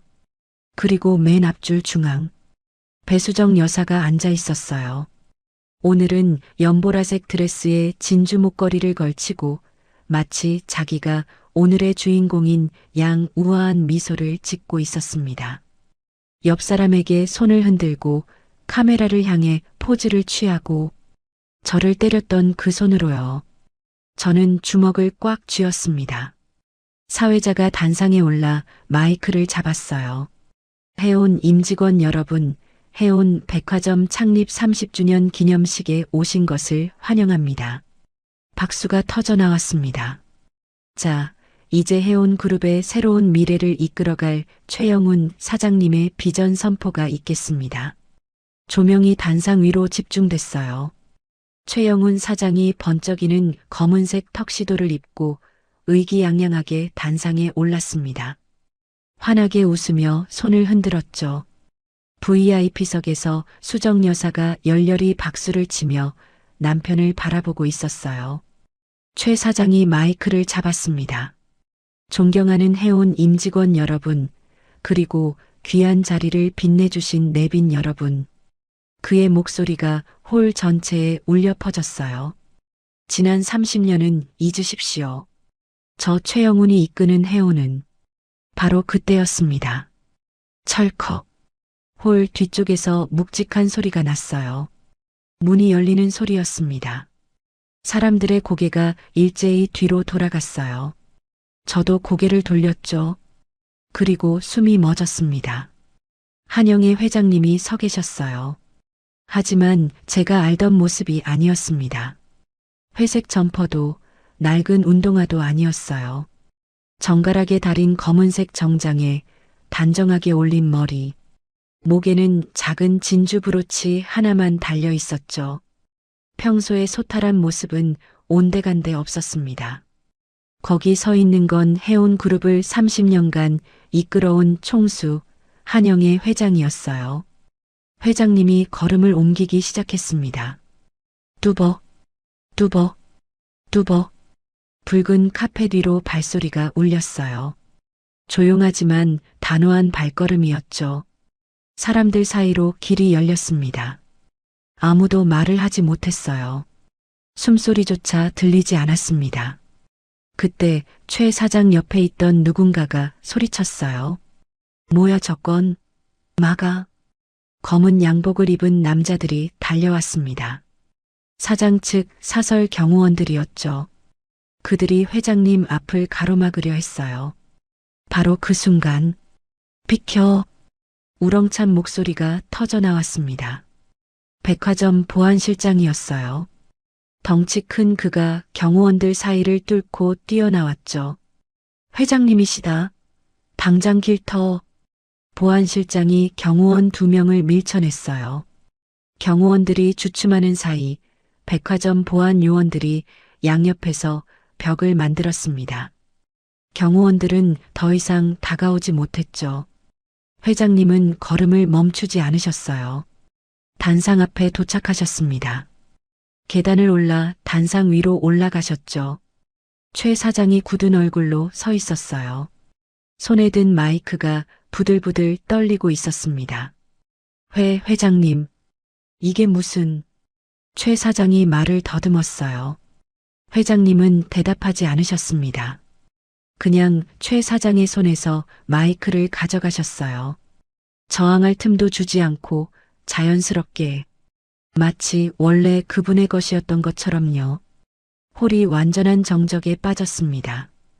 회장님이 마이크를 들고 객석을 둘러보셨어요. 그 눈빛, 서늘하고 무겁고 압도적이었습니다. 저는 기둥 뒤에서 그 모습을 지켜봤어요. 심장이 미친 듯이 뛰고 있었죠. VIP석의 수정 여사는 얼굴이 하얗게 질려 있었습니다. 무슨 일이 벌어지는지 모르겠다는 표정이었어요. 최 사장은 한 발짝 뒤로 물러서며 입술을 달싹거렸지만 아무 말도 하지 못했죠. 회장님이 천천히 입을 여셨습니다. 안녕하세요. 다들 아시겠지만 회장 한영애입니다.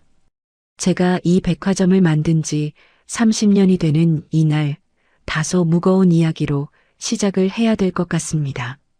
낮지만 또렷한 목소리가 홀 전체에 울려 퍼졌어요.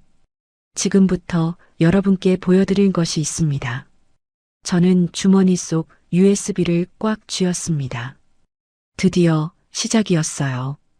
회장님이 마이크를 입에 가져가셨습니다. 축배를 들기에 앞서 차분하지만 무게감 있는 목소리가 홀 전체를 눌렀어요. 우리 해운의 부끄러운 민낯을 먼저 고백하려 합니다. 객석이 술렁이기 시작했어요. 무슨 일이 벌어지려는 건지 불안한 기운이 홀 전체에 퍼졌죠. 회장님이 손을 들어 단상 뒤쪽을 가리키셨습니다. 그 신호에 맞춰 대형 스크린이 켜졌어요. 화면이 밝아지더니 영상이 재생되기 시작했습니다. VIP 라운지, 창가 쪽 테이블, 그리고 그 앞에 서 있는 두 사람. 저와 배수정 여사였습니다. 화면 속에 저는 커피 쟁반을 들고 서 있었어요. 수정 여사가 뭔가를 소리치고 있었죠. 그리고 다음 순간, 퍽! 그 둔탁한 소리가 홀 전체에 울려 퍼졌습니다. 수정 여사의 클러치백이 제 얼굴을 향해 날아왔어요. 제 고개가 옆으로 꺾이고 비틀거리는 모습이 대형 스크린에 선명하게 비쳤습니다. 객석에서 비명이 터져 나왔어요. 세상에, 저게 뭐야? 사장 사모님이 직원을 VIP석에서 수정 여사가 벌떡 일어났습니다. 얼굴이 하얗게 질려 있었어요. 꺼, 저거 당장 꺼. 하지만 영상은 멈추지 않았습니다. 오히려 이어서 음성 파일이 재생됐어요. 야, 이번 창립 기념일 행사 때 쓸 선물 트렁크에 다 실었냐? 사과 상자에 현금 채우느라 허리 빠지는 줄 알았어요. 이번에 로비한 임원들 명단이랑 장부도 조수석 글로브 박스에 있다. 객석이 뒤집어졌습니다. 기자들이 벌떼처럼 일어나 카메라를 들이댔어요. 플래시가 쉴 새 없이 터졌죠. 최 사장이 단상 위에서 소리쳤습니다. 이거 조작이야. 가짜라고. 당장 꺼. 그가 스크린을 향해 달려가려 했어요. 하지만 회장님이 차갑게 한마디 하셨습니다. 움직이지 마. 최 사장이 얼어붙었어요. 마치 보이지 않는 손에 목덜미를 잡힌 것처럼요. 회장님이 천천히 단상 아래를 바라보셨습니다. 제가 숨어있던 기둥 쪽을요. 그리고 손을 뻗으셨어요. 올라오세요. 심장이 멎는 것 같았습니다. 저는 기둥 뒤에서 걸어 나왔어요. 때 묻은 형광 조끼를 입은 채로, 뺨의 흉터를 그대로 드러낸 채로요. 사람들의 시선이 일제히 저를 향했습니다. 저 사람 누구야? 주차요원 아냐? 왜 저런 사람을 부르는 거지? 수정 여사가 저를 보더니 코웃음을 쳤어요. 아직 상황을 파악하지 못한 거였죠. 뭐야, 쟤를 왜 불러? 저는 붉은 카펫을 밟고 단상으로 걸어갔습니다. 한 걸음 한 걸음. 수백 개의 눈이 저를 쳐다보고 있었지만 저는 오직 앞만 봤어요. 계단을 올라 단상 위에 섰습니다. 회장님이 제 손을 잡으셨어요. 떨리는 손이었습니다. 하지만 따뜻했죠. 회장님이 마이크를 드셨습니다. 여러분, 홀 전체가 숨을 죽였어요. 여기 이 직원은 회장님의 목소리가 잠시 떨렸습니다. 그리고 다음 순간 또렷하게 말씀하셨어요. 제 하나뿐인 딸 서지우입니다. 정적? 홀 전체가 얼어붙었습니다. 누구도 숨을 쉬지 않는 것 같았어요. 그리고 다음 순간, 수정 여사의 비명이 터져 나왔습니다. 제가 회장님 딸이라고. 그녀의 얼굴이 흙빛으로 변했어요. 두 손으로 입을 틀어막았지만 떨림을 감추지 못했죠. 최 사장도 굳어버렸습니다. 딸이라고요? 저 주차요원이? 객석에서 탄성이 터져 나왔어요. 딸이었어. 회장님 딸을 때린 거야? 세상에 저러고도 살아남을 줄 알았어? 웅성거림이 파도처럼 밀려왔습니다. 회장님이 말씀을 이으셨어요. 이 아이는 편안한 임원실을 거부했습니다. 현장의 땀과 직원의 눈물을 모르는 경영자는 자격이 없다며 신분을 숨기고 가장 낮은 곳에서부터 배우겠다고 고집을 피웠습니다. 회장님의 손이 제 얼굴로 향했어요. 뺨의 흉터를 어루만지셨습니다. 그런데 목소리가 떨리셨어요. 못난 어미가 회사를 제대로 지키지 못해서 내 딸이 이렇게. 회장님의 눈에 눈물이 맺혔습니다. 내 딸뿐만이 아닙니다. 우리 직원들이 피눈물을 흘리게 했습니다. 회장님이 고개를 돌려 최 사장 부부를 바라보셨어요. 그 눈빛, 얼음장처럼 차가웠습니다. 최영훈 사장, 최 사장이 움찔했어요. 자네는 오늘부로 해임일세. 횡령 및 폭행 교사 혐의. 경찰이 밖에서 기다리고 있네. 바로 그때 홀 뒤쪽 문이 열렸습니다. 경찰들이 들어왔어요. 제복을 입은 경찰관들이 카펫을 따라 성큼성큼 걸어왔죠. 수정 여사가 뒤로 물러섰습니다. 아니에요. 저는 몰랐어요. 회장님 딸인 줄 몰랐다고요. 그녀가 울부짖었어요. 알았으면 그러지 않았어요. 회장님이 차갑게 말씀하셨습니다. 회장 딸이 아니었으면 때려도 됐다는 건가? 수정 여사가 입을 다물었어요. 아무 말도 하지 못했죠. 경찰이 다가와 수정 여사의 팔을 잡았습니다. 배수정 씨, 폭행 혐의로 동행 좀 하셔야겠습니다. 이거 나. 그녀가 발버둥 쳤어요. 내가 누군 줄 알아? 나 사장 부인이야.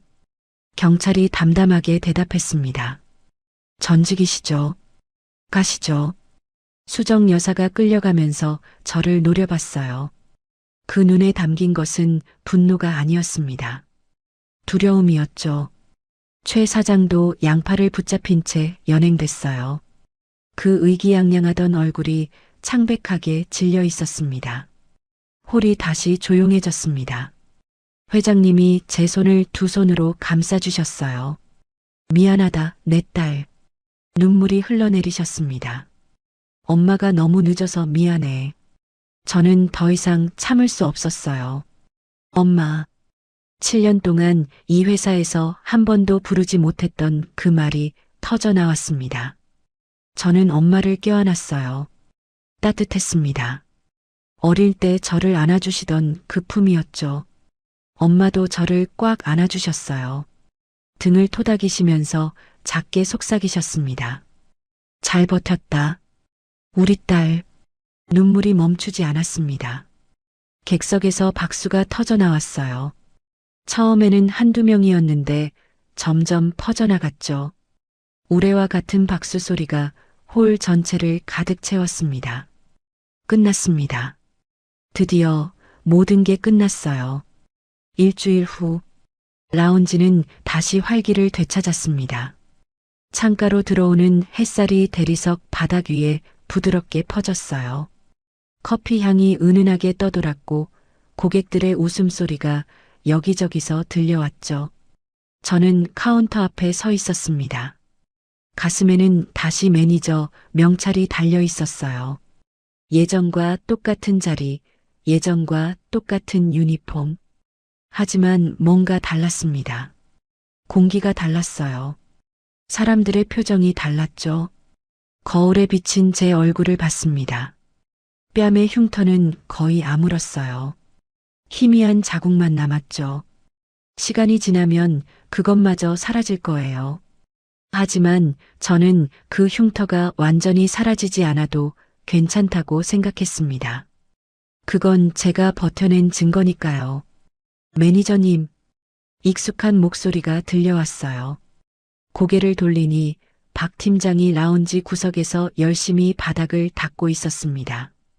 예전에 반짝이는 양복 대신 청소복을 입고 있었죠. 박 팀장이 허리를 굽실거리며 다가왔어요. 여기 바닥 제가 혀로 할자도 될 만큼 닦았습니다. 충성? 저는 피식 웃음이 났어요. 세상이 참 많이 변했습니다. 수고하세요, 박 팀장님. 제가 가볍게 고개를 끄덕이자 박 팀장이 연신 허리를 숙이며 물러났어요. 예전에 저를 등짝 때리던 그 손으로 이제는 빗자루를 잡고 있었죠. 그때 시선 끝에 뭔가가 스쳤습니다. 라운지 앞복도. 익숙한 뒷모습이 천천히 지나가고 있었어요. 회색 점퍼에 낡은 운동화. 손에는 쇼핑백 하나. 엄마였습니다. 평상복 차림으로 자맹을 도는 중이셨죠. 예전처럼. 엄마가 라운지 앞을 지나시다가 잠깐 멈추셨어요. 그리고 저를 보셨습니다. 눈이 마주쳤어요. 저는 살짝 미소를 지었습니다. 그리고 장난스럽게 한쪽 눈을 찡긋 감았어요. 윙크였죠. 엄마가 웃으셨어요. 소녀처럼 환하게요. 주름진 눈가가 초승달처럼 휘어졌죠. 그리고 입술에 손가락을 가져다 대셨어요. 쉿. 저만 알아볼 수 있는 작은 제스처였습니다. 엄마는 그렇게 아무 일 없다는 듯 복도를 지나 사라지셨어요. 다른 고객들 사이에 섞여서 평범한 손님처럼 저는 그 뒷모습을 바라보며 생각했습니다. 해온 백화점에는 두 부류의 주인이 있어요.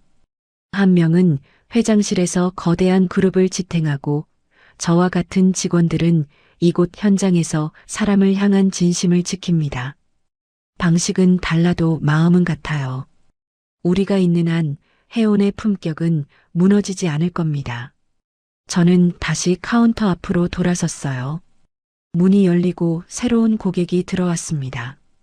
저는 환하게 웃으며 인사했어요. 어서 오세요. 해온 백화점 VIP 라운지입니다. 오늘도 좋은 하루가 시작됐습니다. 여기까지가 제 이야기의 끝입니다. 저는 요즘 어떻게 지내냐고요? 라운지는 예전보다 훨씬 분위기가 좋아졌어요. 직원들 표정이 달라졌거든요. 눈치 보느라 굳어있던 얼굴들이 이제는 웃어요. 박 팀장요? 요즘 청소하시느라 바쁘시더라고요. 가끔 눈이 마주치면 허리가 90도로 꺾이시던데 허리 괜찮으신지 모르겠네요. 아, 그리고 사장 사모. 지금 어디 계신진 모르겠지만 그 클러치백 가격이 얼마였죠? 그거 제 뺨값으론 좀 싸지 않았나요? 제 이야기가 비슷한 경험을 겪으신 분들에게 속 시원한 대리 만족을 드렸기를 바랍니다. 오늘 지우의 이야기가 마음에 남으셨다면 구독과 알림으로 다음 만남을 예약해 두세요. 우리네 사연 극장이 다시 찾아갑니다. 그리고 오늘 이야기를 듣고 느낀 감정과 생각을 댓글로 소통해 주세요.